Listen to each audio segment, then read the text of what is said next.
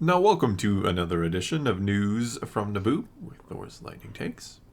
And let's get right to the news. A couple days ago, we talked some about James Mangold and the movie he's making for the new Star Wars era, whatever.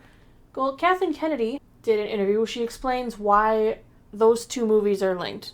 His movie and the upcoming Rey movie, because that's what we're calling it. Yeah, I've talked a lot about this. This was my prediction all along that the two movies would be linked. Assuming the two movies get made, I think the James Mangold movie could be in question after the performance of Indiana Jones and the Dial of Destiny. Yeah, it underperformed financially for them, for sure. You're putting it very politely to say it. I generally put things a little more politely. You do. You definitely try to have a more positive. positive. It takes a She-Hulk to bring out the worst in me. Yeah, you need to get or Willow. You were pretty disappointed in Willow, too. You're generally a happy, positive person, so when you're mad, you're mad. Yes. That's what people should know about you.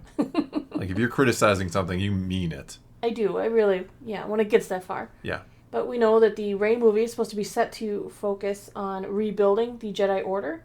Though she's not the first to make such an attempt. We did see that Luke tried to do this, and then Kylo Ren burnt it to the ground. Mm-hmm. That was great. Loved it. Yeah. I wish we knew more about the academy he built before Kylo Ren kind of went apeshit and destroyed it all. Wow. Using that harsh language. Captain America would be so disappointed. Well, good thing he's not here. But what Kathleen Kennedy says is, I think what's always great about Star Wars is it's a big galaxy and we're coming off what was a major war with the First Order, and now Rey has made a promise to Luke, and that's really the core of where we're going and what this story will be. And I think it offers just tremendous opportunity to introduce new characters and start with something fresh, because we culminated with what George Lucas was creating, and now we take all of that and move on to the next chapter. Yeah, I talked about this quite a bit on my channel, how the biggest mistake they may make is moving away from George Lucas. And trying to write their own chapter. I think the ship has kind of sailed, unfortunately. I think maybe not entirely. I don't know. I'm trying to be positive like you. It's been after Indiana Jones and just some other things with Lucasfilm, obviously. It's hard to try to stay looking at the bright side of things. I would like to go to the movies and be happy again. Well, sure. I just want to go to the movies and enjoy a film. I think that's what we all want to do. Because that's what it is. It's supposed to be fun and enjoyment and be happy. Unfortunately, some flaws are just so glaring you can't overlook them, and it ruins the experience. It shouldn't be the moviegoer's job to overlook the mistakes of the film and enjoy it anyway. We pay good money to go see these movies. These are not free. I don't get a bus ride to the movie theater and then let in and given a tub of popcorn for free. I pay for the gas. I pay for all of that. It's honestly, it's not cheap to go to the movies. It's a $50 experience if you want to go to a movie theater and get anything to eat. And I'm not even exaggerating. It's expensive. So the idea that we should just, it wasn't that bad, or we should overlook the bad or the negative. I'm not on board with that. I'm not saying you have to be overly critical or try to pick movies apart and can't try to enjoy it if it's been good, but customers, moviegoers, they have the right to criticize. And I think what I was going to say before is, I think the problem with the moving beyond Lucas is if you had nailed the sequel trilogy, this is what I've said many times before, and what I don't think they understood is if you had nailed the sequel trilogy, if everybody had said, you know what, that was a great conclusion to those first 6 movies. You really honored the legacy of George Lucas. Let's see what you can do without, drawing upon that so heavily. Let's see you move to another time period and see what you do. But they didn't do that. That's why. So you screwed up the Lucas era, and now you're like saying, well, we're going to go do our own thing now. And that's not going to fly with a lot of people. They said you screwed up the part I really cared about. I don't care what else you're going to do with it. And that's where I think a lot of fans are at right now. As for James Mangold's movie, the film is supposed to go back to the Force's very beginnings, or at least the character's probably discovery of the Force, because it's probably always existed. Yeah, it's been there since the start, yeah. Kennedy says that it's kind of been something that they've been considering for a long time. She said, it's come up from the moment she stepped in. When George brought her into the company, there's been a lot of interest in talking about the beginnings of the Force. I'd be interested if they were telling it his way, but whatever. But the Rey movie is supposed to be all about the future, and Mangold will look into the distant past. But Kennedy says that the two will share surprising connective tissues. She says it's something that James Mangold immediately sparked to, and I think it's a really nice compliment to what we're doing with moving into the future with Rey, and then understanding a bit more of where this all came from, because it will be at the heart of creating the new Jedi Order, So to get a real sense of where that might have began with the Dawn of the Jedi could be pretty cool. I'm curious about that. Have people always... I mean, take to the comments below and tell me, independent of this film, independent of what the EU did with the Dawn of the Jedi, independent of all that, like, have you been interested in how the Jedi began and where the Order comes from? Is that something you're really interested in? I'm not saying I'm not interested in it at all, but I don't know that that's like what your average casual fan wants to see. I think they just want to see the Jedi established doing Jedi things and being cool. I'm not sure that that's something that necessarily appeals to a lot of fans or a lot of just kind of casuals. Do you want to see the formation of the Jedi, or do you want to see the Jedi? I would like to hear it, I guess. I mean, Well, one sure. of my favorite book series, she writes out of order, but she writes little trilogies here and there. And the country that started, I mean, she just now, after, like, it's been 20 years, is just writing about the foundation of this country. And I've heard bits and pieces of how it was done, which is good. I don't know if I need to have the books going over the same thing, because I have so much snippets of information from the rest of her books. That's different with Star Wars, because we don't have any information on the foundation of what started the Jedi Order. So I'm interested to know how it was started, yes, but it would have been better if there were tidbits along the way, maybe, than doing a whole devotion to it.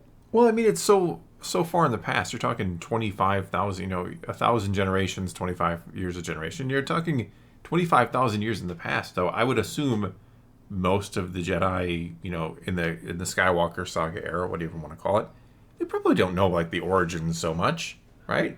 It's a long time ago. Yeah, they might have some books, basic information.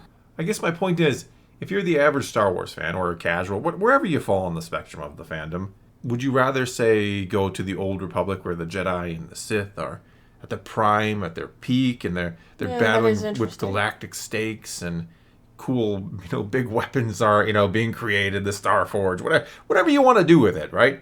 Would you rather watch a movie about that, or would you rather go kind of the humble origins of the Jedi before the Sith? Because in the Lucas version, the Sith spring out of the Jedi entirely. And they're kind of like a small sect that get dealt with, and it's really not... The Sith really aren't so much of a big deal to the Jedi in the grand scheme of things, in the Lucas version of things. They kind of defeat themselves, actually. What? Yeah, and then they get the rule. A lot of you know the story of how Lucas had it, so... But my point is, which one... If you're going to go to the theater, you're going to spend your $50. Do you want to see the origin of the Jedi, or the height of the Jedi versus the Sith, and kind of that core Star Wars? I don't know. I'd be more interested in the Old Republic, but I also am terrified of Disney doing the Old Republic wrong. Well, sure. It's a complicated time, because there's a huge following for the characters in the KOTOR absolutely. games. People Rightfully love so, yeah. Revan. People love Bastila. Maybe not so much Karth, but... I don't like Karth, but shouldn't say nobody. Someone's going to get mad at me. I love Karth. Thor. That's fine. A more exciting time period, I would be afraid of Disney maybe botching it up, because the game was kind of a choose-your-own-adventure in a sense. You got to choose a lot of the things in it. Yeah, that's the big problem. The book is supposed to be the official canon version of events. A lot of people don't like the book, yeah. A lot of people don't like the book. A lot of people haven't even read the book because they played the game, so they figure, why am I reading a book? I guess my point is, if they can make them well, if they can make one or the other really well, would you rather go to the theater and see a well-made Old Republic film, or a well-made origin of the Jedi story? Probably the Old Republic would be my preference. Yeah, I feel like they don't really know what the heck to do with Star Wars. This is an interesting quote of hers, because we just had James Mangold saying he liked how his stuff didn't connect with anything else. Yeah, and then she's like, hey, this stuff is going to connect pretty heavily to the stuff that I'm setting up, so that they talked about it. And I was like, but I thought he was excited that he got to be like kind of more of a freestanding situation. And she's like, no, man, they're totally connected. Yeah, well, they have to be. They do have to be. Star Wars is still one entity, so you do a play in a sandbox. It is. It's one giant sandbox. And until we go to the New Beyond. When you take sand from one portion, you and that New Beyond. But when you take sand from one portion, it's taking from elsewhere. You're creating a grand tapestry. You're not just playing in the corner all by yourself, doing your own thing. I'll go in the corner by myself. All right, let's move on to New This Week in Star Wars, etc. Tomorrow is the 4th of July for those of us here in the United States. Happy 4th of July, y'all. Where we freed ourselves from those people who live in England. The British are coming, but not really. We're allies now. We're all good, right? I think they like us across the pond, right? Yeah. Kinda, maybe, sorta. Hey, long live the king. Long live the king, sure. Yeah.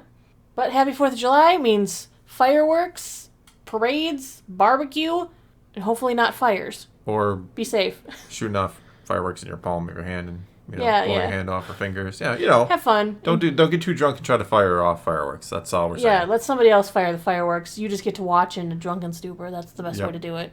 Wednesday for comics, we have Star Wars 36 and Yoda number 9, where he's still dealing with the Mega Droid. Yes. Not talking about that anymore. We also get Secret Invasion Episode 3, the continuation of what the heck is going on and how are you guys going to fix the scroll problem that I have already fixed. You fixed it in 5 minutes. I was like, so that's how the scroll... Okay, done. Fixed it. I can find scrolls now. Thursday is our next prelude to the Ahsoka series. Hopefully, actually on Thursday, because every week I've been saying Thursday, and then they come out on Friday, much to my dismay. You got it on a Thursday one week. No, I think that every week you've been like, let's do this and get this part done. Yeah. We've had too much work, and then I ended up not getting it done on time, which is something I don't like. People have been enjoying it, I think, though. So. Yeah. This week we're going to be going over Garazeb Aurelius. Zeb for short. Yes. And voice chat should be on Thursday this week as well if you are a Discord member through Patreon. Saturday, and again, this is my off-topic piece. Anyone out there who plays the trading card game Flesh and Blood, it'll be pre-release weekend for the new set, Dusk Till Dawn. So if you're done playing Magic, you can play Flesh and Blood. It's more fun. The One Ring has been found. There's no reason. You're done. You guys are finished. Yeah. Cast it into the fire! Destroy it! It's only worth a couple mil. Only a couple. But there's legal problems in Canada. And yeah, they're saying that the ring is in Canada. And that Canada, if you sell the ring in Canada, for some reason you're going to have to pay like a 24.7% tax or something. I actually don't know much about tax law, so I don't know what it would be like if you sold it here. But then there's these weird loopholes. People are pointing out that if you gift it to a family member and then they sell it, there's no tax. It's weird. Yeah, like your nephew. I'm sure we don't have to worry about figuring it out. No. But there are other laws. So I guess that means we didn't find the One Ring. Could be an issue in Canada.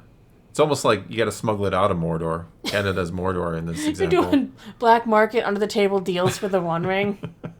That's how you have to do it apparently, because you're going to get in trouble. But apparently it was found. It's in Canada, and they've already gotten a lawyer and a tax expert because that's going to be a must. Yeah. All right, well, that's going to be all we got for you this time. So now it's your turn to take to the comments below and tell us what you think of any and all of today's news. Tell us what you think. Would you rather see Old Republic? Would you rather see the Dawn of the Jedi? Are you interested in the Dawn of the Jedi in general? Whatever you do think, leave those comments below and let's talk some Star Wars. And until next time, thanks for watching.